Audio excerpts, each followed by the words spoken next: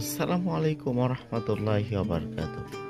সম্মানিত ভিউয়ার্স, মাছ বর্ষাকাল আসলেই যাদের পুকুর আছে তাদের মাছ চাষ করার জন্য আলাদা একটা মন মানসিকতা তৈরি হয়।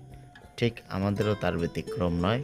পুকুরে পর্যাপ্ত পরিমাণ মাছ থাকার পরেও হঠাৎ ট্যাংরা গুলশা জাতের মাছ চাষের জন্য ইচ্ছা পোষণ করলাম। আর সেজন্যই ময়মনসিংহ থেকে গুলশা মাছের ছোট পোনা সংগ্রহ করলাম ১.৫ টাকা পিস।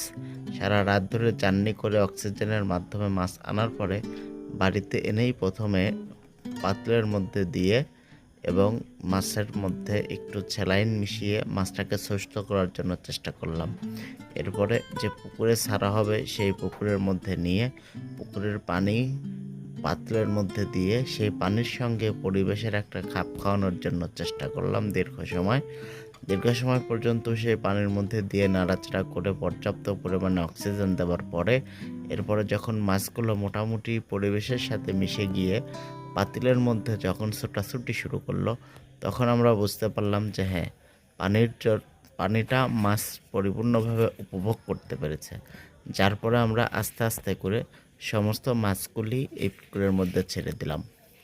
সম্মানিত ভিউয়ার্স, সকলে আমাদের জন্য দোয়া করবেন, আমাদের যেন এই মাছের প্রজেক্টে আল্লাহ রাব্বুল আলামিন পর্যাপ্ত পরিমাণ বরকত এবং জাযা দান করে। আর হ্যাঁ, যাদের এরকম ছোট পুকুর বা বাড়ির আশপাশে যদি এ ধরনের মাছ চাষের মতো পরিবেশ থাকে, তাহলে অবশ্যই আপনারা চেষ্টা করবেন কোনো না কোনো মাছ চাষ করার জন্য।